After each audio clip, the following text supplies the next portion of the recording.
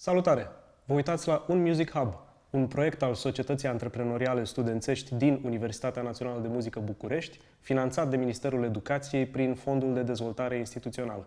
Eu sunt George Păiș și invitatul acestui episod este Dan Byron. Dan, bine ai venit! Bine v-am găsit! Vreau să încep discuția asta un pic cu background-ul tău, poate, și ce te-a adus către muzică și poate, că discutam asta chiar adineauri înainte să ne așezăm aici, și ce te leagă de conservator. Am înțeles că ai ceva amintiri chiar cu sala asta în care ne aflăm acum. Niște amintiri destul de vagi, dar da, am niște amintiri, sigur. Background-ul meu este destul de simplu. Părinții mei nu s-au ocupat cu muzica, dar și pe mine și pe fratele meu ne-au dus la școala de muzică pentru că încercau să ne dea o ocupație. Trăiam într-un cartier sărac, în Pantelimon, un cartier care în momentul ăla avea probleme. Nu era tocmai un cartier foarte curat, ca să zic așa. Și ei încercau să ne țină departe de Maidan. Și atunci ne-au dat o ocupație, putea să fie altceva. Adică se gândiseră inclusiv la limbi străine, la șah, aveam vecini care se duceau la șah. Ceva, o activitate în plus față de școală. La noi a fost muzica dintr-o întâmplare sau altă întâmplare ne-a și plăcut, și mie și fratelui meu, și el a continuat să profeseze, bine, în cu totul alt domeniu. Adică tot muzică, dar cu totul altă parte a muzicii. De la un moment dat încolo mi-am dat seama și ce vreau să fac, respectiv când la un moment dat am ajuns la un concert de rock unde solistul cânta la flaut. Eu deja cântam la flaut, pentru că primii 4 ani am făcut la vioară. Și am fost atât de impresionat, era trupa Jethro Tull pe stadionul Dinamo. Am fost atât de impresionat încât mi-am dorit să fac parte din lumea aia, mai ales că eram singur pe stadionul respectiv, fugisem de la Liceul Militar de Muzică în respectiva noapte. Mi s-a părut foarte fain că am așteptat 2 ore să înceapă Jethro Tull, aveau tot felul de probleme de sunet. Și în jurul meu era un fel de comunitate. Erau niște oameni care comunicau foarte normal și încercau să se ajute unii pe alții. Adică închipuieți un puști de 16 ani care era singur pe stadion, n-a avut nicio problemă să aștepte 2 ore o trupă, pe care o cunoștea prea puțin. Și m-am atașat de lumea aia și încet am intrat și eu în ea. În 1995 am intrat în prima trupă. Muzica clasică a devenit așa un fel de fundal pentru mine mai degrabă. Am dat și la conservator la un moment dat. În 1997 am dat la conservator. Am picat cu brio. Probele erau criminale. Deși am dat la pedagogie, secție care era considerată una dintre cele mai modeste, cele mai normale. M-am pregătit 1 an de zile cu Valentin Petculescu, după care examenul a fost mult, mult mai ușor. Și nu pentru că eu eram mai pregătit, pentru că puteam să fac diferența asta, ci pentru pur și simplu nivelul scăzuse. Nu-mi dau seama dacă aveau nevoie de mai mulți studenți care să intre la plată sau pur și simplu schimbaseră programa. N-am cum să-mi dau seama. Am făcut vreo 2 ani. În sala asta am dat, cred că, proba de solfegiu. Îmi închipui că arăta un pic altfel. Evident că dacă m-aș fi aflat direct în sala asta, n-aș fi recunoscut-o, dar venind pe hol încoace mi-am adus aminte. După care, după 2 ani am renunțat pentru că mi se părea că îmi pierd vremea, fără niciun fel de glumă. Stăteam mult mai mult decât făceam ceva și erau foarte multe materii pe care ori nu le înțelegeam sau care oricum nu mă interesau. Am renunțat, am tot cântat prin trupe. În 2000 și 2001-2002 am ajuns să mă mut în Cluj. Nu mai aveam niciun fel de gânduri academice, doar că la un moment dat mi-a venit ordinul de încorporare și a trebuit să fac ceva și singura mea armă a fost să dau din nou la conservator. Am dat în Cluj, unde nivelul a fost încă și mai scăzut și unde am fost foarte mirat că, intrând în primii 10, m-au lăsat să-mi aleg secția și am ajuns la compoziție, eu care dusem la cei mai modești. Am făcut aproape 2 ani, cred. După 2 ani m-au exmatriculat, în fine, pentru că nu m-am dus la cursuri cum ar fi trebuit să mă duc. M-am dus foarte mult la compoziție. am făcut cu un domn Pop, nu mai aduc aminte Adrian pe numele. Adrian Pop, exact. Cred că ulterior a devenit decan sau ceva. Un om absolut deosebit, care a mutat cursul de dimineață, cursul era de dimineață și l-a mutat după masă ca să pot și eu să fiu treaz, pentru că eu nu dormeam nopțile ca să vin la el la curs, că așa era viața mea atunci. Nu dormeam noaptea aproape deloc, mă culcam minim la 4 dimineața și cursul era de la 9. Și atunci făceam un sacrificiu, nu dormeam în noaptea respectivă și mă duceam de... Și evident că îmi pica, îmi pica ochii. Și cam așa cu background-ul meu, deci în trupe cum ar veni când de 30 de ani. Este incredibil. Este incredibil pentru mine, pentru că mi se pare că a trecut mult mai puțină vreme. Eu încă mă simt în zona de 20 de ani pe acolo. Ce vreau să te întreb e că, apropo de background și poate de, nu știu, mă oferă să-i zic zona asta academică, dar hai să-i spunem zona asta poate de educație formală. În sfera asta de, nu știu, muzică rock, dar nu numai muzică rock, ci, nu știu, hai să-i spunem popular music, nu știu, muzică ușoară, spune-i cum vrei, există cumva o idee că în momentul în care începi să dobândești o educație formală sau să te preocupi de teorie, poate se pierde ceva, știi? Adică acumulezi cunoștințe de teorie și îți ia ceva din acel edge sau dintr-o, nu știu, un fel de expresie mai neșlefuită, poate, a muzicii tale. În experiența ta cu, să zicem, educația formală, muzicală, ai simțit că lucrurile astea, să înveți teorie, să înveți armonie, sunt un avantaj sau ai simțit că poate te și, nu știu, alterează în vreun fel, îți pun vreo piedică, te încorsetează, lucruri de genul ăsta? Fiind instruit de mic, nu știu cum e să fie altfel. Dar n-am putut să nu observ în jurul meu exact tendința de care spui și teoria de care spui, care mi se pare absurdă. E ca și cum ai declara că un orb poate să-și găsească drumul mult mai ușor decât un om care vede normal. Nu are nicio teorie din lume și nicio tehnică din lume nu are cum să te împiedice să faci mai bine lucrurile, tocmai. Mi se pare că toate cunoștințele mele teoretice sunt un fel de hartă. Eu, în momentul în care mă apuc să scriu, nu am niciodată nevoie de inspirație sau de un moment sau de o suferință, cum am mai auzit. Sunt mulți oameni care își închipuie că dacă nu ai o suferință internă... Da, e tot un clișeu așa, cum da, că de da, acolo e n-ai de unde să rezervorul. dai. Pe când eu, când mă apuc să scriu un cântec, mă apuc în primul rând să inventez un motiv cu care încep să mă joc și chestia asta nu poate face un om care nu știe teorie. Ai menționat cuvântul inspirație.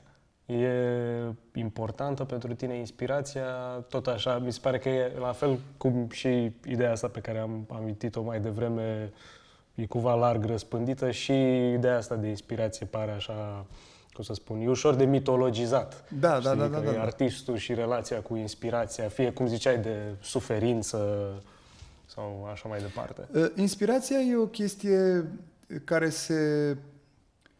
se poate traduce din când în când în viața reală, să zicem așa, printr-un moment în care ești un pic mai bun decât ai fost în celelalte momente. Dar mi se pare că inspirația nu vine singură. Dacă tu nu ai o rutină pe care să zicem, respecti, să ai un orar foarte bine stabilit de scris, mi se pare că inspirația n-are cum să apară. Și da, în momentul în care ești foarte încălzit, să zic așa, și ești foarte obișnuit să faci asta, la un dat s-ar putea să ai un moment de la desclipire. Dar ăla nu o să vină niciodată singur. Tu poți să aștepți inspirația vreun an, 2, 3, s-ar putea la un dat să apară, dar înseamnă că într-un an, 2, 3 ai scris un cântec. Bravo! Ai așa ceva, un program de scris? Sau... În general, da, am perioade în care scriu mult și am învățat în timp că nu tot ce scriu e bun. Și am învățat că e bine să scriu și ce nu e bun. Pentru că lucrurile alea trebuie spuse, trebuie scoase trebuie să le arzi, cum să zic. Da. Și la un moment dat, da, după ce ai să zicem, un bagaj de piese de 20-30 de piese, atunci poți să alegi 10 care sunt cele mai bune dintre ele și să zici, da, astea comparativ cu celelalte sunt mai ok. Și poți să începi să lucrezi pe ele pentru că, ok, Tu le-ai dat o formă în primă fază, dar după aia trebuie să le iei la bibilit, că nu l-a șlefuit, știi? Știi.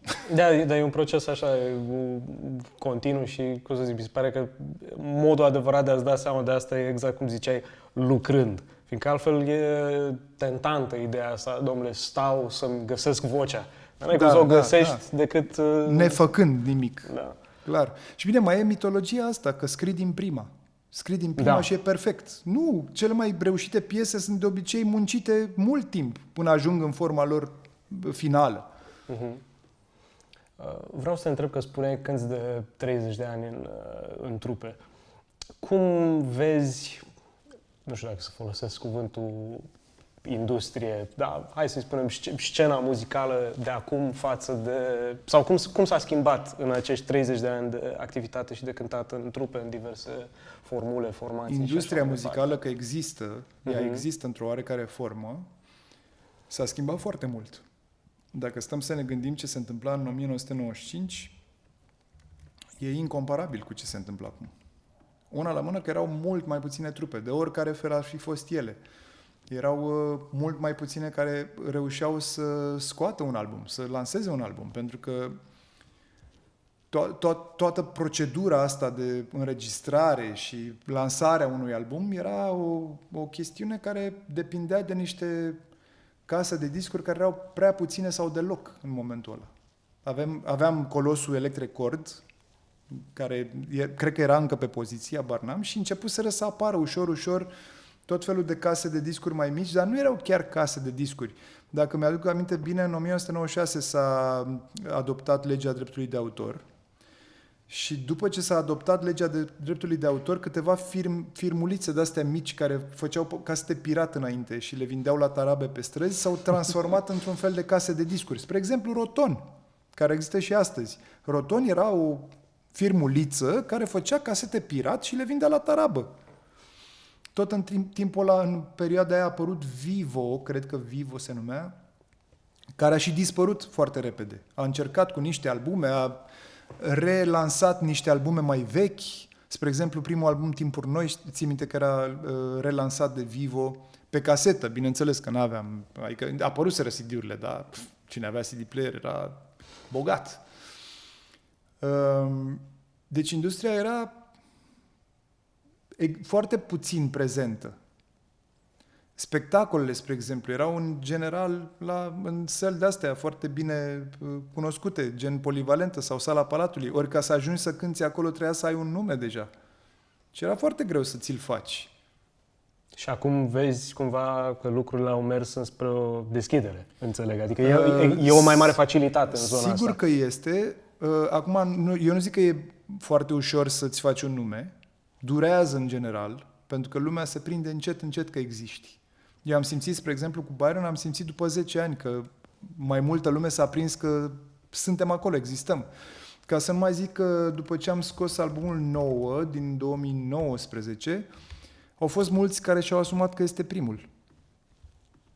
Și acum sunt unii care cred că noi avem 2 albume. Ignorându-le pe cele 6 de dinainte de cele 2.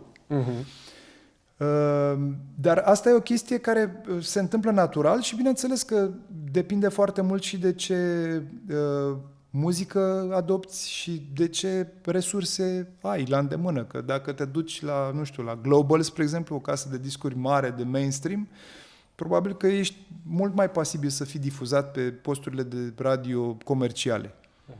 Noi nu suntem, pentru că nu avem nicio legătură cu genul ăla muzical și nici nu cunoaștem cine știe ce lume la respectivele posturi. Avem prieteni, dar puțini.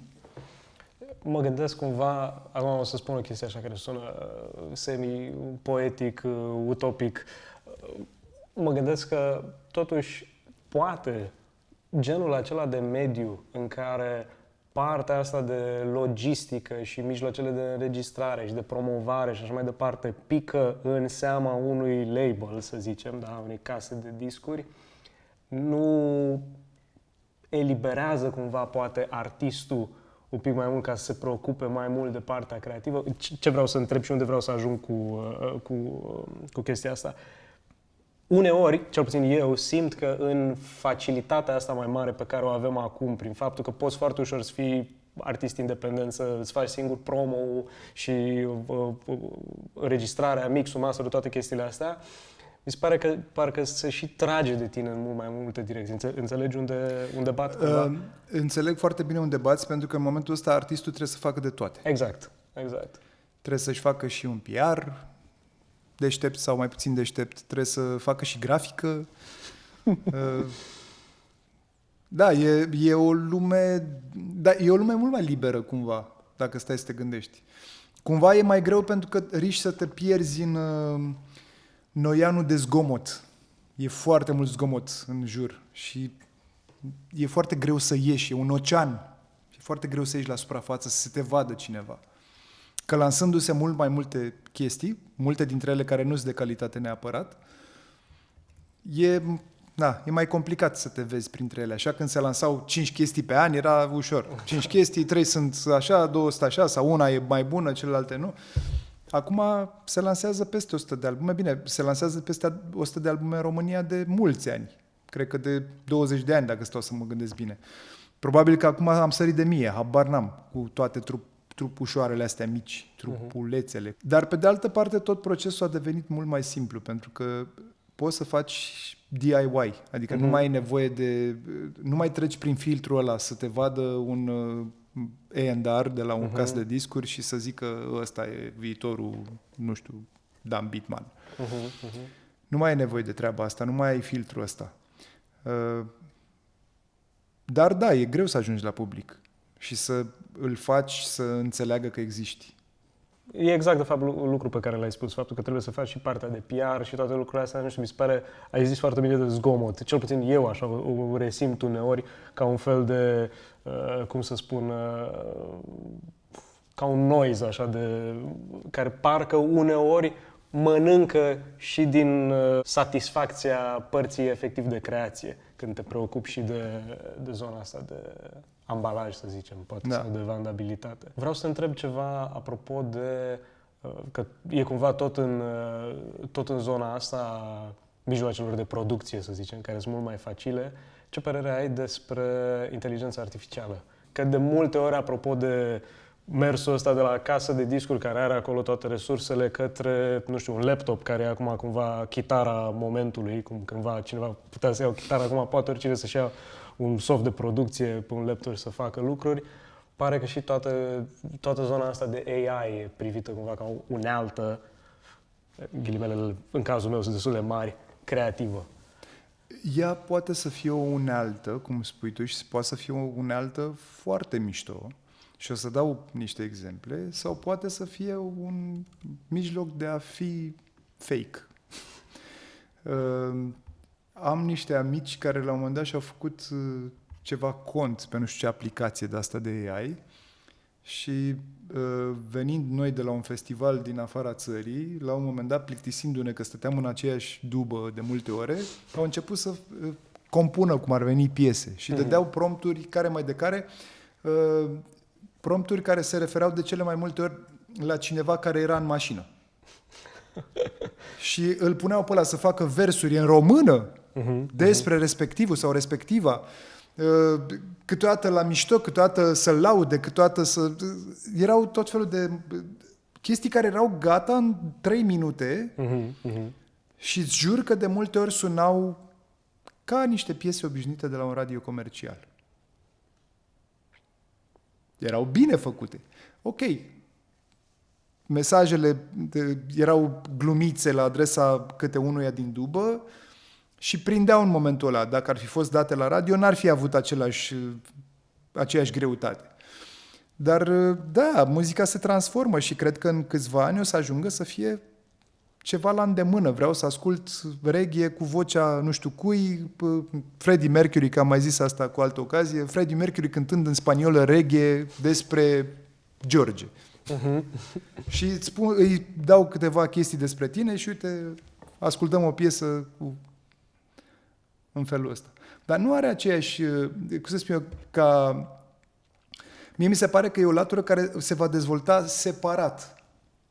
Pentru că ce ne atrage foarte mult la oameni nu este perfecțiunea. Este greșeala. Și greșeala, dacă este repetitivă, devine plictisitoare. Ori noi greșim în multe feluri. Și tocmai mi se pare că de acolo vine originalitatea. Cum greșești? Acolo ești original. Acum, ca să vorbim și de partea mai puțin periculoasă, ca să zic așa, partea utilă a AI-ului este, spre exemplu, pentru mine, spre exemplu, a fost o parte din Logic, care s-a dezvoltat în ultimul an,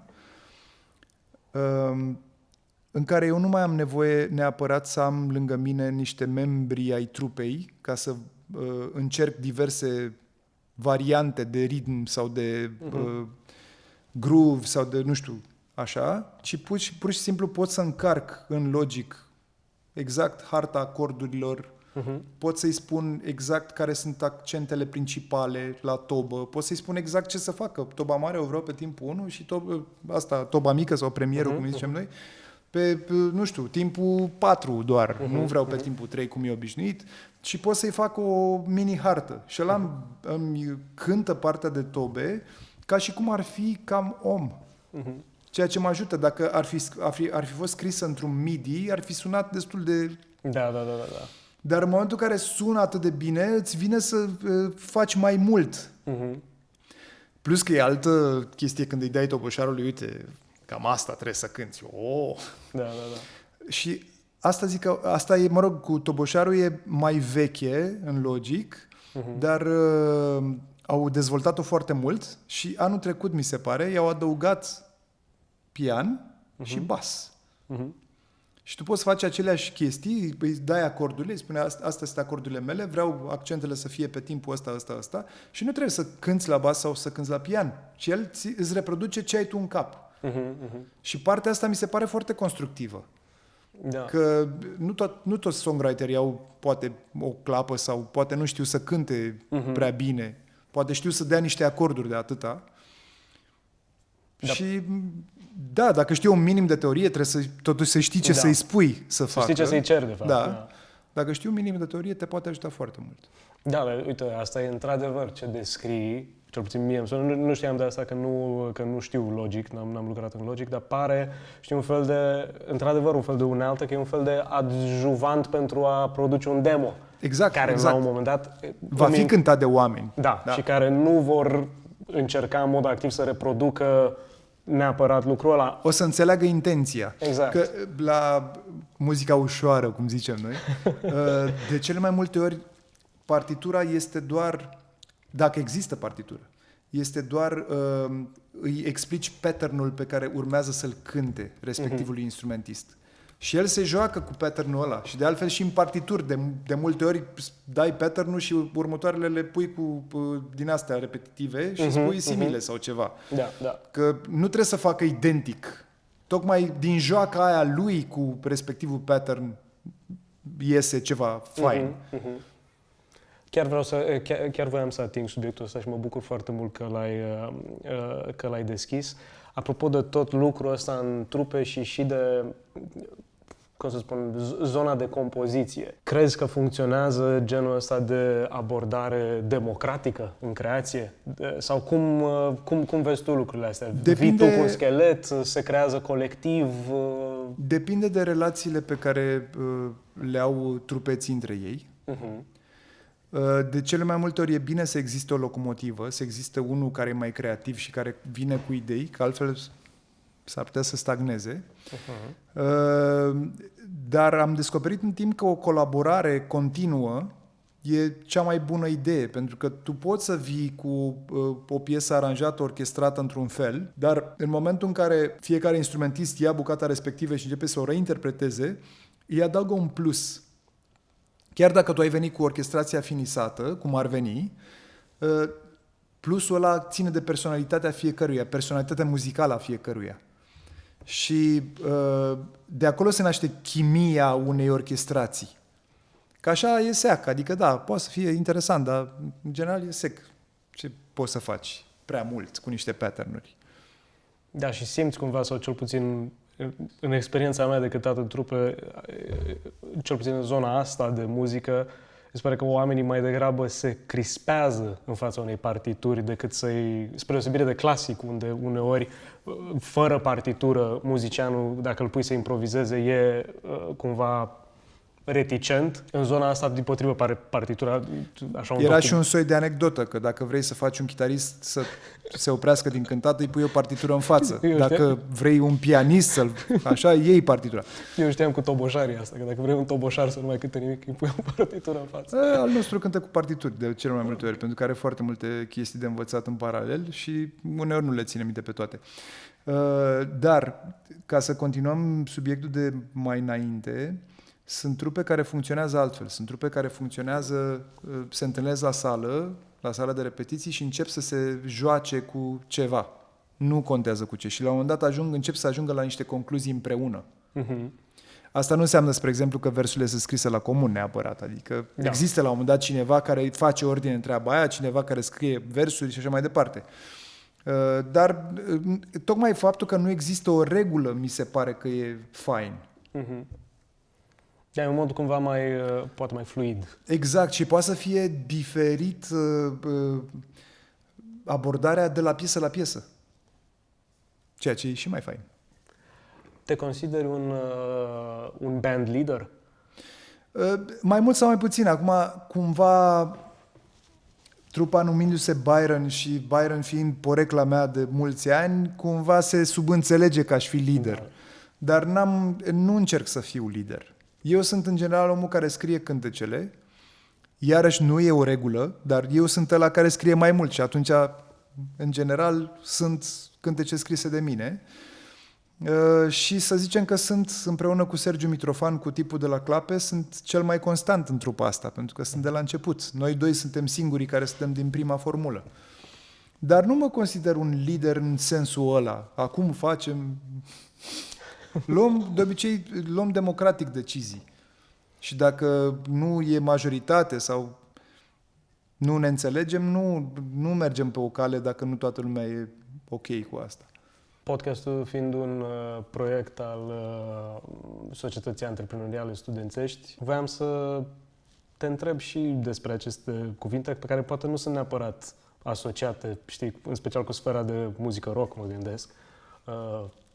Management chiar pare dintr-o altă lume, dar sunt importante, vezi o relație între genul ăsta de concepte, leadership, management și activitatea pe care o ai, fiindcă, în special când cânti în mai multe trupe, la un moment dat e o doză de management care apare, cred că, în orice activitate de lucru cu oamenii, dar parcă într-o trupă cu atât mai mult. Acum, sunt mai multe aspecte ale managementului. Tu te-ai referit la situația în care cânti cu mai multe ansambluri, ca să zicem așa. Da. Acolo este micromanagement, că e management personal. Cum faci să nu încurci pe nimeni?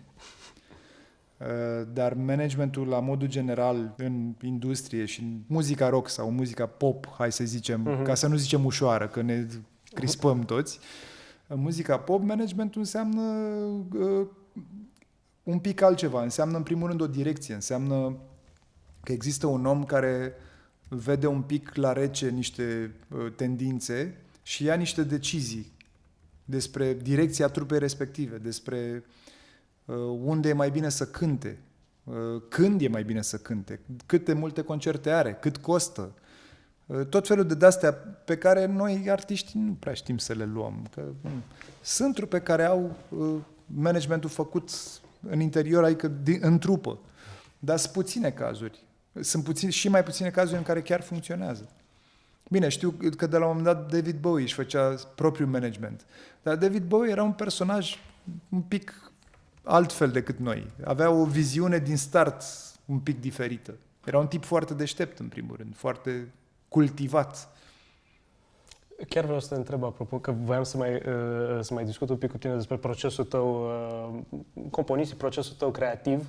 Știu că David Bowie, la un moment dat, spunea că e foarte greu să scrie pentru David Bowie. Și de asta cumva a apărut Ziggy Stardust ca un fel de... e mai ușor să scrii parcă pentru altcineva decât pentru... Sau cel puțin asta era perspectiva lui. Acum eu cred că și-a inventat multe scenarii despre perioada Ziggy Stardust. Eu cum văd perioada respectivă este că a fost un fel al lui de a forța... Există un termen, dar în momentul ăsta îmi scapă. Deci, până în momentul Ziggy Stardust, David Bowie era cunoscut la un nivel foarte mic. Notorietate, zice. Notorietate, ok. Nu era. Deci, asta zic că eu cred că a fost o acrobație pentru a-i crește notorietatea, pentru că n-ai cum să rămâi indiferent la apariția, în primul rând, a lui Ziggy Stardust. Muzica în sine este frumoasă, dar în mare parte o poți asocia cu, spre exemplu, cu blues-ul. Foarte mult din ce înseamnă muzică pe albumul Ziggy Stardust and the Spiders from Mars, The Fall and Rise, ca să zicem, The Fall and Rise of Ziggy, așa, foarte mult este blues acolo. Dar dincolo de muzică, apariția lui în hainele alea japoneze și cu machiajul ăla ciudat și așa, n-are cum să te lase indiferent. Și atunci notorietatea lui a explodat. Bine, oricum, dacă nu mă înșel, cred că am mai abordat cumva strategia asta, adică oricum avea un fel de mini-univers de personaje, White Count sau alte lucruri de genul ăsta. Cred că White Duke era. White Duke, da. Sunt importante genul ăsta de acrobații pentru notorietate? Tu cum le vezi? Depinde despre cine e vorba. În cazul lui a funcționat și el își schimba periodic personajul, tocmai pentru că obișnuise publicul lui cu schimbarea asta. E o chestie similară, o poți vedea la Madonna, spre exemplu. Madonna la fiecare album avea un alt look, se îmbrăca altfel, muzica era ușor diferită sau poate mai mult diferită, pentru că, spre exemplu, între Bedtime Stories din 94, cred că e, și următorul, Something to Remember, este o diferență foarte mare. Că brusc de la fata rea și așa, trece la balade și la chestii așa pentru duminica în familie, să zicem, știi? Da. Deci da, saltul ăsta dintr-o parte în alta și pe unul și pe altul i-a făcut să rămână interesanți și pentru oamenii care apreciau muzica, dar mai puțin. Uneori am impresia că fanii parcă nu sunt foarte... sau depinde foarte mult de artist, dar cel puțin în sfera muzicii rock sunt... Știi, postaza aia fanului hater fanul hater, dacă poate să existe ceva, care s-au obișnuit cu sonoritatea de pe, nu știu, primele 3 albume, să zic, și când o trupă caută să se reinventeze, le vreau ca pe vremuri, ce știam. Genul ăsta de schimbări, tu în muzica ta și cu Byron, de exemplu, le cauți în mod activ sau vin firesc, pur și simplu? Noi cu Byron n-am încercat nimic, de fapt, niciodată. Am încercat doar să fie interesant pentru noi și n-am încercat niciodată, apropo de schimbare de look sau nu știu ce, n-am încercat niciodată să fim altceva decât suntem. E drept că eu, spre exemplu, am avut o perioadă în care mă îmbrăcam la costum. A fost o încercare, dar a fost o încercare pentru că aveam niște prieteni care ziceau ce-ar fi să. Ok, și care de multe ori îmi dădeau și hainele respective, pentru că n-am avut așa ceva la viața mea. Cred că am un costum pe undeva, dar e vai de capul lui. Dar în afară de perioada respectivă, eu n-am avut nicio încercare de a părea altceva decât sunt. Nu mi-am pus cercei, n-am tatuaje, nu încerc să impresionez prin altceva decât se vede. Și atunci muzica primează. Și dacă nu am schimbat iarăși genul muzical dintr-o parte în alta, cum ziceam de Madonna, de la Fata Rea la Bedtime Stories, nu știu ce, la balade foarte simple, iarăși publicul nostru s-a obișnuit cu treaba asta. Dacă se schimbă ceva, se schimbă cumva natural și are un sens. Nu e o chestie forțată, nu e o chestie doar pentru a atrage niște atenție în plus. Deci o schimbare organică și poate, nu știu, și graduală sau... Că de schimbat te schimbi oricum, da. Că vrei, că nu vrei, că mai îmbătrânești un pic, că nu te mai duce vocea până unde te ducea, că, știi, se întâmplă niște chestii, oricum te schimbi. Oricum, poate ai scris piesa de dragoste a vieții tale, nu vrei să o mai scrii încă o dată și scrii despre altceva, știi? Și astea sunt schimbări naturale, normale. Când scrii, cât de important e publicul? Ai cumva publicul sau felul în care o să fie receptată, percepută piesa în minte? Foarte rar spre deloc. Scriu cum mi se pare mie că e interesant.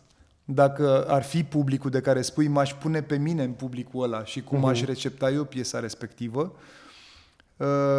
Dar am avut momente în care mi-am dat seama imediat ce am scris ceva că respectivul cântec o să aibă mai mult succes decât altele, cum ar fi cu piesa Cu capul în nori. Am scris-o în engleză când am scris-o, am scris Road Trip, dar în momentul în care am terminat-o în seara aia, mi-am dat seama că piesa asta o să fie una dintre cele mai populare. Nu știu de ce, habar n-am, așa mi-a sunat. Sau au fost momente în care am mizat pe îndrăzneală, cum ar fi când am lansat Memento, o piesă care e un pic altfel sonor decât ce facem noi de obicei, e un pic mai electronică și știam că vor fi fanii vechi care vor avea o problemă cu ea. Și așa s-a și întâmplat. Fanul hater. Fanul hater, dar ideea este că fanii noștri nu sunt genul hater. Da. Și dacă nu le-a intrat din prima, au știut să insiste până când au înțeles. Și sunt foarte mulți care n-au acceptat-o din prima și ulterior au zis stai un pic că m-am prins. Dar tocmai mizam pe treaba asta. Interesant că zici lucrul ăsta, e un lucru rar, mi se pare, să mai stai cumva cu muzica, să-i acorzi timpul necesar, fiindcă sunt piese și albume sau chiar artiști care nu pot fi, nu știu, consumați, ăsta e cuvântul, știi, așa pe repede înainte. Deși mi se pare că, cel puțin în industrie, cumva asta e trendul sau asta e direcția. Și nu doar aici, ci și mai în toate tipurile de media, de consum foarte, foarte rapid. Față de ce ziceai, o piesă care necesită puțină insistență. Din punctul meu de vedere, muzica făcută bine, de multe ori e challenging. Și de multe ori asculți o piesă sau un album al unei trupe care poate îți place și de multe ori, dacă e un album nou, poate nu-ți intră. Nu te prinzi. Și mi s-a întâmplat cu multe. Și trupe pe care le tot ascult sau cântăreți, hai să zic așa, pe care îi ascult. Și mi s-a întâmplat și cu unii mai noi, că nu i-am acceptat din prima și încet mi-au intrat pe sub piele. Spuneai și știu că ai scris și în engleză și în română. Cum se simte? Sau e vreo diferență când scrii în engleză față de română? Te simți mai apropiat de una de alta? E alt personaj, poate, sau altă zonă a ta pe care o accesezi? Diferența e foarte mare, dar acum motivele pentru care am scris eu în engleză sunt mai multe, sunt câteva motive și o să ți le spun imediat. Acum, eu cred că unele dintre ele sunt motivele pentru care scriu și alții în engleză, alți români mă refer. Un motiv era acela de a nu rămâne între granițele României, că ești mult mai acceptabil dacă ești într-o limbă pe care o înțelege toată lumea. Un altul era încercarea mea de a mă ascunde de ce spuneam. Pentru că în engleză sună totul ne vine mai natural, pentru că ascultăm muzică anglosaxonă sau americană, americană-engleză, mă rog, whatever, din totdeauna. Și evident că nefiind limba ta, e o distanță, parcă. E o distanță și tinde să sune și mai cool, dar și mai safe. Știi? În engleză sună, în română când îl scrii... Acum, discuția e așa, în română sună prost, atunci când sună prost, una la mână pentru că nu suntem obișnuiți, a doua la mână pentru că sună prost. Dar știm limba atât de bine încât să ne dăm seama că sună prost. În engleză poate unele chestii sună prost, dar nefiind nativi, nu prea ne dăm seama că sună prost. E ok, ceva. Diferențele de scritură, în schimb, sunt foarte mari din niște motive foarte obiective. Unul la mână, cuvintele lor tind să fie mult mai scurte. Sunt foarte multe cuvinte în engleză care au o singură silabă. Și dacă ai o linie melodică care are 5 sunete diferite, știi că pentru fiecare notă îți trebuie un cuvânt. Și dacă ai spus 5 cuvinte și au fost doar 5 note, fraza tinde să fie scurtă și exprimarea mult mai rapidă. Tu ai spus în alea 5 cuvinte ceva, ai enunțat ceva. Pe când în română, dacă ai încercat să le pui tot pe alea, ți-ar lua mult mai mult. Ai lungi fraza și ar fi mult mai complicată, cum să zic. Româna are multe cuvinte cu multe silabe. Foarte multe. Pe de altă parte, mai sunt niște subtilități de care noi nu ne dăm seama. Ei au mult mai multe vocale. Foarte multe vocale. Pe care noi le pricepem și nu prea le pricepem. Spre exemplu, sunt foarte mulți români care spun podcast. Sunt unii care au încercat să se adapteze, să spună mai în engleză și zic podcast. Dar e podcast. Da. Dar în română nu există și de multe ori nu-l auzim. Nu ne dăm seama. Mulți dintre noi nu-și dă seama că e o altă vocală. Ori dacă tu ai atât de multe vocale, înseamnă că ele sunt foarte diverse în cuvinte și atunci ai rime mult mai puține. Pentru că tu la rime, dacă vrei să le șmecherești, ca să zic așa, de cele mai multe ori schimbi consoanele, nu vocalele. Vocalele trebuie să fie cam pe acolo. Da, normal. Acum, bineînțeles că rima nu trebuie să fie perfectă. Și da, poți să le mai șmecherești și cu vocale, dar e mult mai complicat, mai ales că nu cunoști limba atât de bine. Iar dacă te vei uita într-un dicționar de rime, ăla îți va da de obicei rimele perfecte sau cuvinte care sună ca. Și, drept urmare, lista ta de rime va deveni mult mai sărac. Pe când în română, dacă te uiți într-un dicționar de rime, sunt cuvinte care au 10 de pagini de rime. La un moment dat te plictisești, zici, băi, nu, fac mâine, nu mai pot. Că astăzi am stat cu Escu, știi, nu știu, ca să zic o glumă. Am stat cu Escu jumătate de oră. Mă refer la dicționarul de rime pentru că de cel mai multe ori, dacă vrei să conturezi o idee foarte bună, e bine să-ți faci un fel de textură de cuvinte și dicționarul de rime te poate ajuta să faci un fel de brainstorming. Un fel de brainstorming cu cuvinte care sună asemănător, pe care le poți introduce inclusiv în mijlocul versului. Nu trebuie neapărat să fie la coadă. Și te poți juca cu ele. Cu româna e ușor. Pare că e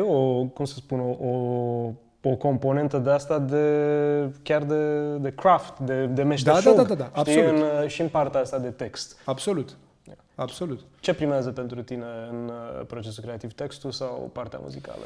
Cred că îmbinarea dintre cele două, pentru că dacă ai doar una sau doar cealaltă, poate să fie îndoielnic. Și că îți povesteam mai devreme despre prietenii mei care se jucau în dubă, la un moment dat au dat texte întregi de la Byron și au pus AI-ul să facă alte piese cu textele respective.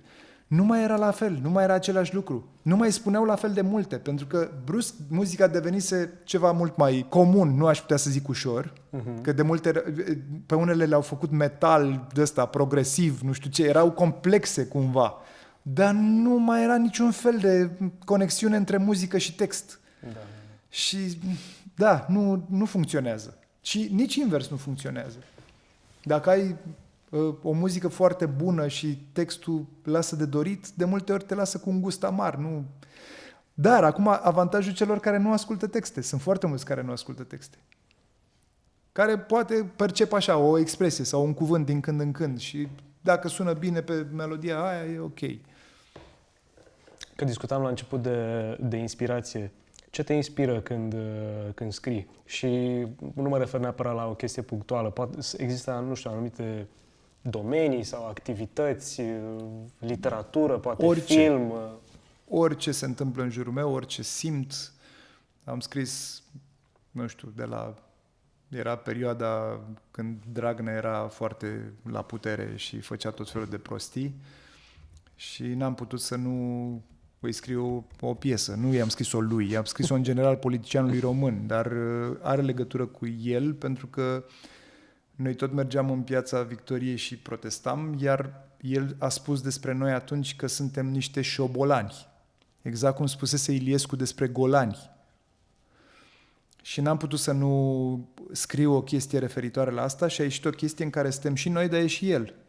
Pentru că genul lui de om mie mi s-a părut, nu vreau să facem politică aici, dar genul lui de om mi s-a părut foarte apropiat de ciocoi. Și multă lume are impresia că ciocoi înseamnă boier, dar nu înseamnă boier, înseamnă cel care încearcă să-l fure pe boier. Înseamnă un slujitor, o slugă, dacă vrei, a boierului care încearcă cu orice preț să își tragă pe partea lui. Știi? Inclusiv prin metode de genul ăsta, că apa asta costă 5 lei și mă duc să-i o cumpăr boierului și eu îi zic că costă 6 și leul ăla mi-l bag în buzunar. În Ciocoii vechi și noi al lui Nicolae Filimon există un pasaj întreg în care ciocoii se sfătuiesc între ei cum să facă să-l fure fără să observe pe boier.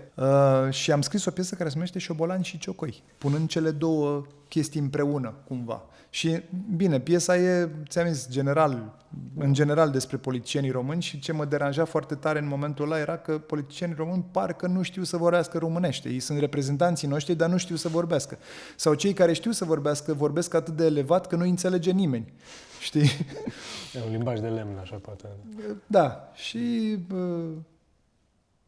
pornind de la chestia asta cu limba și cu politicianul, am construit o piesă. Dar uite, vezi, e o chestie care m-a afectat în momentul ăla.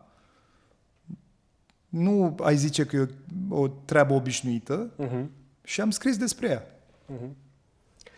Cât de importante sunt pentru tine alte stiluri muzicale și vreau să merg așa cumva mai țintit, că ai pomenit mai devreme că muzica bună te provoacă un pic, adică îți cere ca ascultător poate un input activ și din partea ta atunci când o asculți, când o receptezi. Ce alte stiluri de muzică te inspiră și dacă te inspiră cumva și muzica clasică sau sunt lucruri din sfera de muzică clasică? Știu că ați și avut concerte cu orchestră și în zona asta. De inspirat mă inspiră orice fel de muzică. Nu trebuie neapărat să fie foarte challenging. Dacă e frumoasă, cui nu-i place o muzică frumoasă? Acum, termenul de muzică bună este foarte discutabil, da. Pentru că nimeni nu pare să asculte muzică proastă. Nu o să spună nimeni, tu ce asculți? Eu ascult muzică proastă. Nu o să zică, toată lumea ascultă muzică bună, indiferent de stil.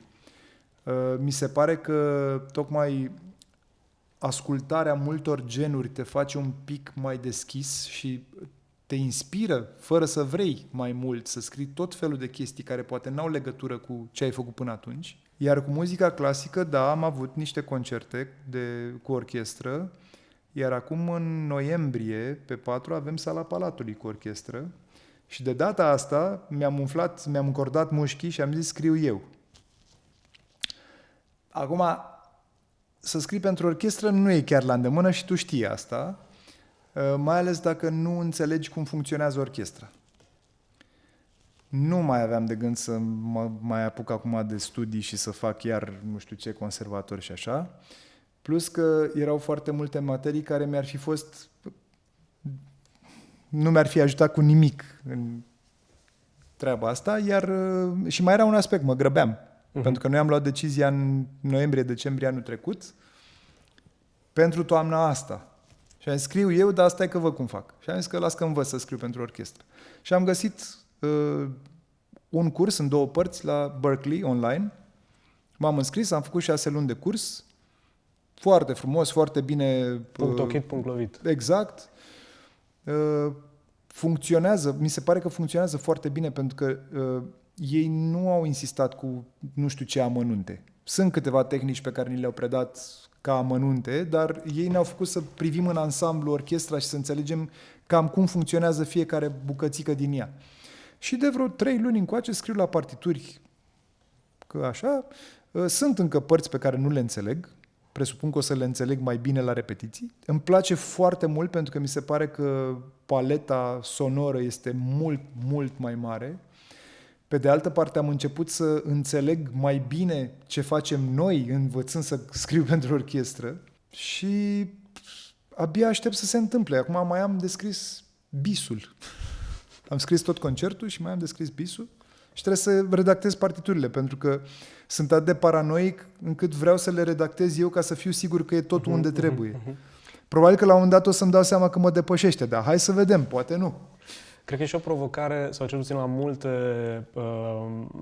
evenimente de genul ăsta, concerte de genul ăsta, trupă plus orchestră, cred că e o mare provocare de dozaj, cumva, nu? Da, de fapt, da. și între elemente, dar și de volum. în special dacă e o trupă rock. Exact, și mi se pare că foarte rar în muzica pop-rock cineva a făcut un efort să îmbine cele două genuri. Că sunt, Okay. practic, orchestra are 4 ansambluri și tu îi mai adaugi unul, dar care e cel mai gălăgios. Și trebuie să faci cumva să le echilibrezi cu orchestra. Am descoperit făcând cumva și bine, și teoretizând cumva, că este foarte importantă partea de suflători de alamă. Păi, poate să Aia facă este- față, în primul rând, Aia unui este band. partea care poate să-i facă față unei trupe rock. Și da, am mai scăzut nivelul la noi la multe pasaje. Da, dacă erau pasaje în forță, am lăsat pe alocuri să fie destul de tare, dar acolo suplinesc alămurile. Da. La altă orchestră, seria de concerte pe care le-am făcut înainte cu orchestra, partea asta era foarte mică, partea de suflători. Ne bazeam foarte mult pe coarde.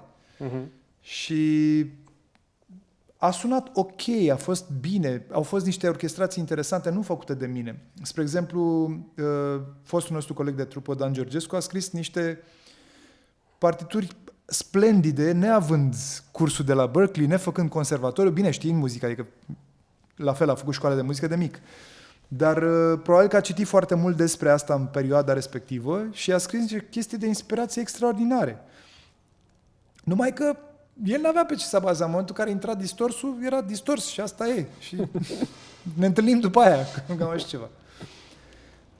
Dar uite, ca să-ți dau un exemplu negativ, bineînțeles că am încercat să ascult tot felul de astfel de încercări și am fost foarte uimit să constat că la Metallica, care are 2 concerte Chiar la mari, Metallica mă gândeam, da. are 2 concerte mari cu orchestră, ei n-au schimbat nimic.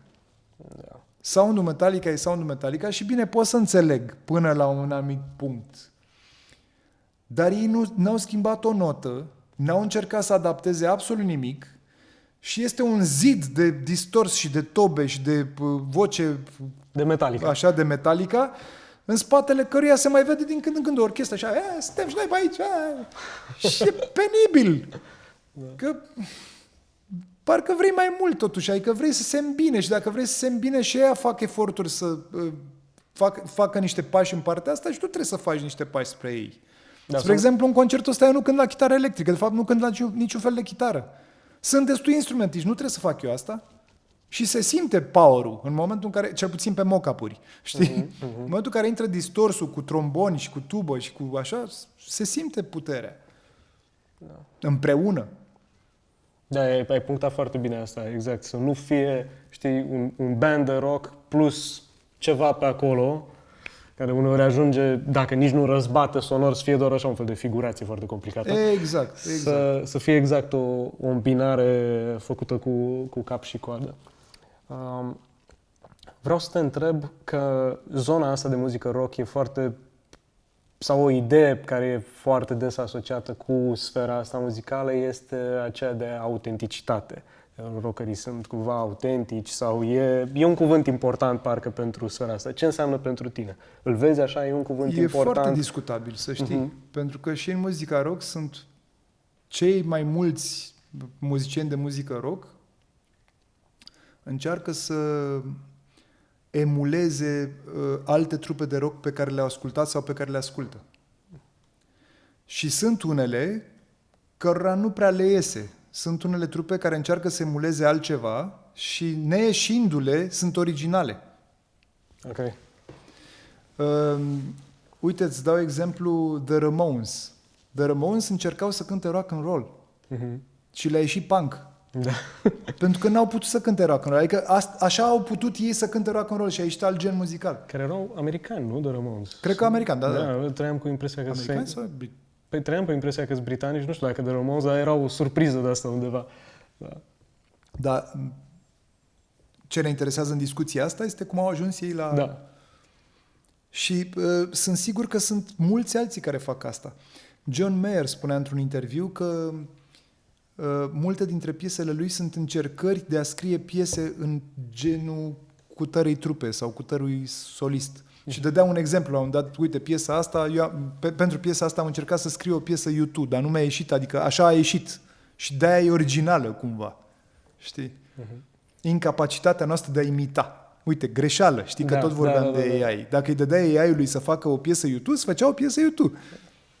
Și cumva și, adică nu știu, poate și ideea asta de autenticitate, nu știu dacă mai e atât de valabilă în zona asta a muzicii rock. Mă gândeam că ai pomenit de Metallica, care pe, cel puțin, nu știu, primul album Metallica încă cu Dave Mustaine era, zic, o muzică foarte crudă, așa, știi, neșlefuită, avea ceva din vitalitatea aia, pe când acum când umplu stadioane, cumva au devenit Metallica e o corporație, cumva. Da. Dar și atunci când lansau ei primul album, ei încercau să emuleze ce se întâmpla în jurul lor. Da.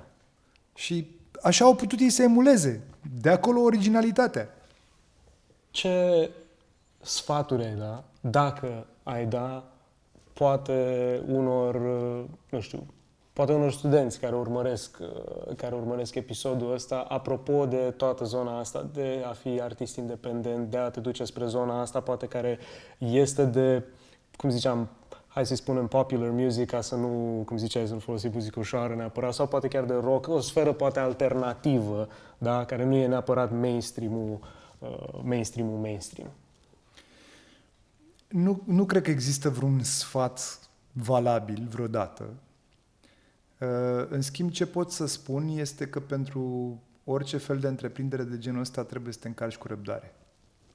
Pentru că, după cum ziceam și mai înainte, lumea înțelege după un timp că existi și după aia lucrurile tind să devină mai ușoare. Tind să te poți exprima mai repede, să lansezi ceva să fie mai repede receptat sau... Dar până în momentul ăla, eu văd foarte mulți oameni care renunță înainte de momentul X. Până în momentul ăla trebuie să muncești. N-ai încotro. Și din păcate, cei mai mulți dintre noi, ca să se întrețină, și au joburi și e normal să o facă. Și joburile, evident că le mănâncă timp și energie pe care, dacă ar băga-o în continuare în viitoarea eventuală carieră, probabil că le-ar fi mai ușor la un moment dat să atingă punctul X ăla. Dar e foarte discutabil, adică depinde de enorm de mulți factori. Nu există o rețetă. Nu există o rețetă niciodată. Poți să ai bafta să fie așa sau poți să te chinui ani de zile să nu ajungi nicăieri. Dar dacă ar fi un sfat, apropo de ce vorbeam mai devreme, cântați în română. Cântați în română. Pentru că știi ce am remarcat? Dincolo de orice fel de tehnicalitate sau orice fel de preferință sau frică sau așa, lumea pricepe mult mai repede și se leagă mult mai repede de chestiile pe care le înțelege imediat. Chiar și lumea care n-ascultă versuri. Înainte de a aborda limba română cu 100%, că noi am mai avut tot felul de tendințe, am tradus un album, am avut un album de muzică de film pe care l-am făcut în română, că așa trebuia să fie filmul, am făcut tot felul de asta, am făcut un album de cover-uri românești.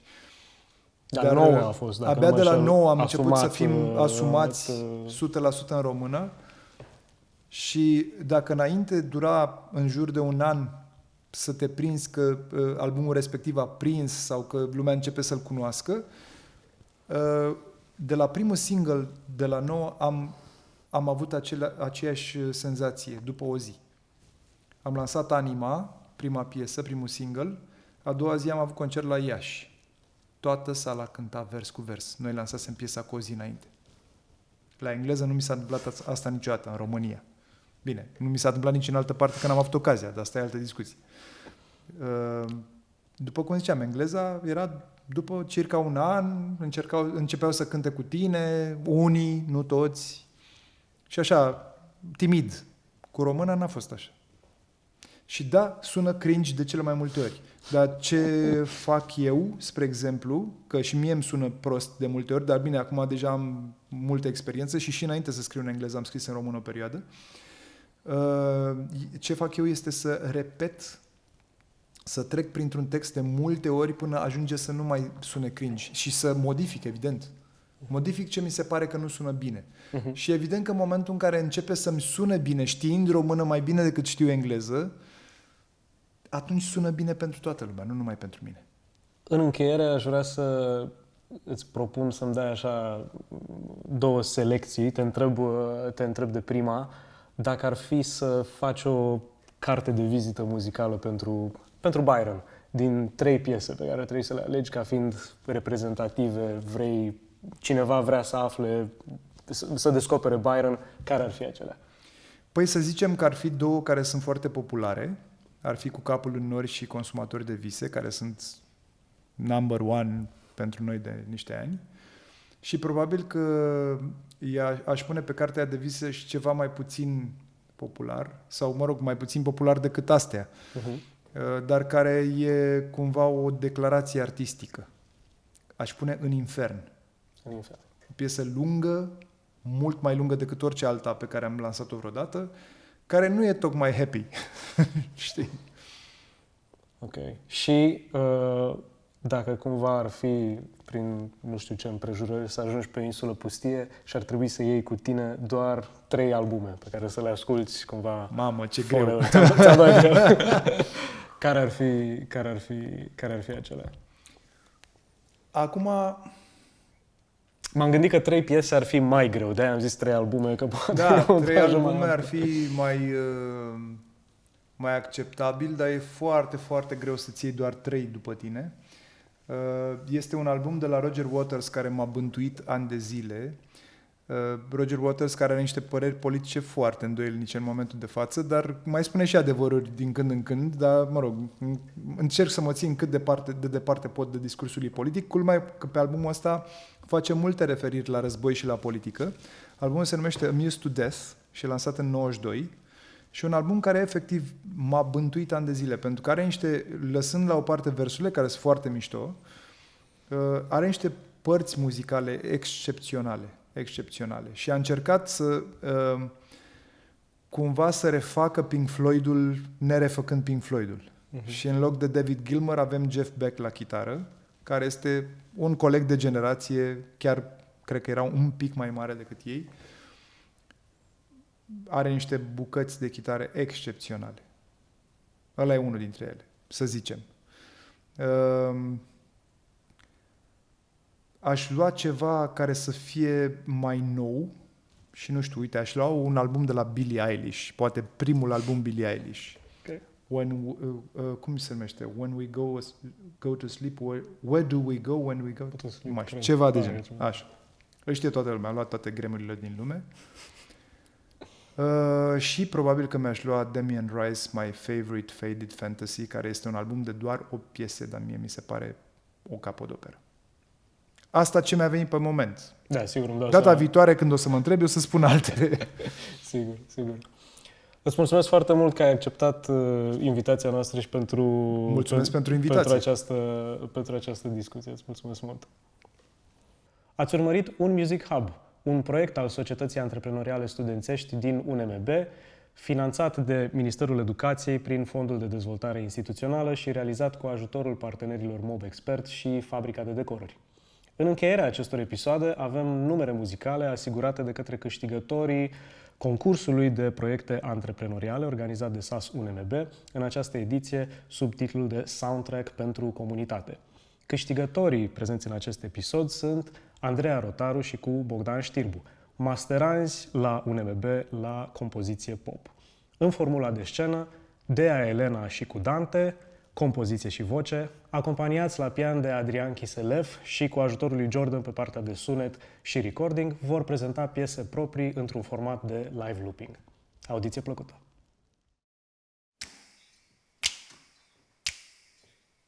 Uya, uya le ale, uya le ale, uya le a ea, uya, uya le ale. Uya le ale, uya le a ea, uya le ale, uya le ale, uya le a ea,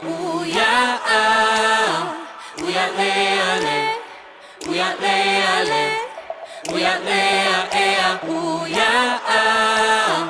uya le ale, uya le ale, uya le a ea, uya le ale, uya le ale,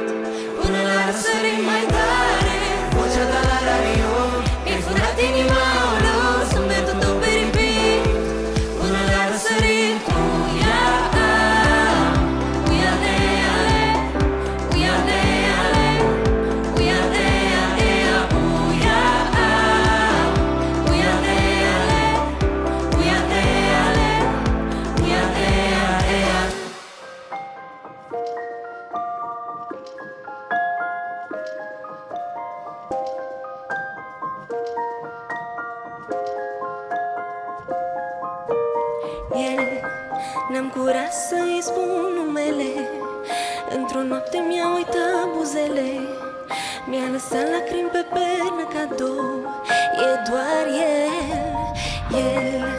a lăsat paharul neterminat. L-am băut, dar n-am uitat că a plecat. Nopți întregi cam așa lui am purtat. E doar el. Câte mi-a făcut, câte m-au durut, câte nu mai sunt cum erau. Multe, câte nopți de când nu mai dorm. Câte, multe somnoroase păsărele. Veniți pe la cuibul meu, veniți voi că el nu vine. Noapte bună, somnul-i greu. Somnoroase păsărele, aduceți-l înapoi, ca să se oprească plânsul. Noapte bună cu noi doi. Ra-ra-ra, ra-ra-ra, ra-ra-ra-ra-ra, ra-ra-ra, ra-ra-ra-ra-ra-ra, ra-ra-ra, ra-ra-ra, ra-ra-ra-ra-ra-ra, ra-ra-ra, ra-ra-ra-ra-ra-ra, ra-ra-ra, ra-ra-ra, ra-ra-ra-ra-ra-ra, ra-ra-ra.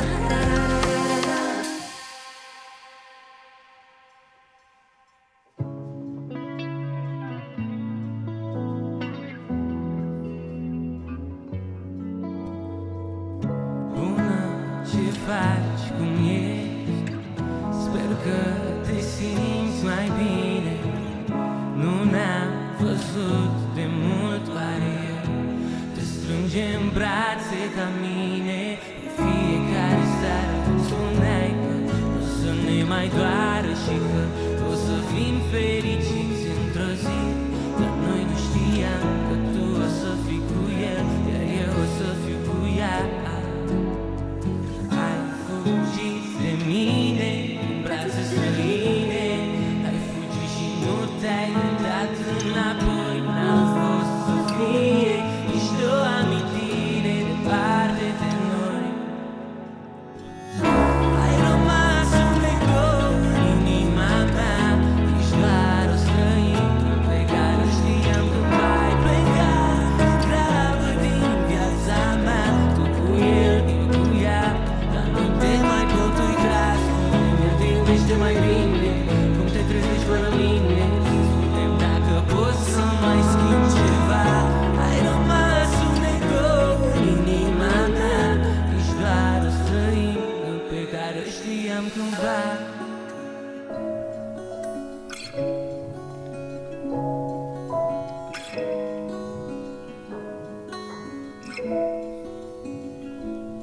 Numărătoare începe cu doi. Două mâini se ating, două lacrimi se sting. Credeam că sunt singură pe pământ. Credeam că vreau să zbor, dar fără avânt. Numărătoare începe cu noi. Noi de la început sau noi de acum un minut. Noi doi de când ne-am cunoscut. Noi doi și atât. Mi-ai promis să stai și te ții de cuvânt. Noi doi și atât. Noi doi și atât.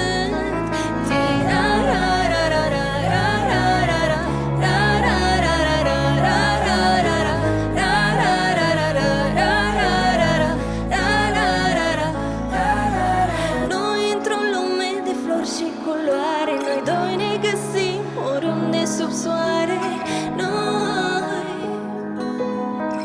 Noi doi. Și mai da peste cap și-s cu capul în nori. Nu știu dacă-s bine, dar tu-mi dai fior. Cel mai tare poet între atât scriitor. Cartea noastră știm care doar noi doi și atât. Mi-ai promis să stai și te ții de cuvânt. Noi doi și atât. Noi doi și atât.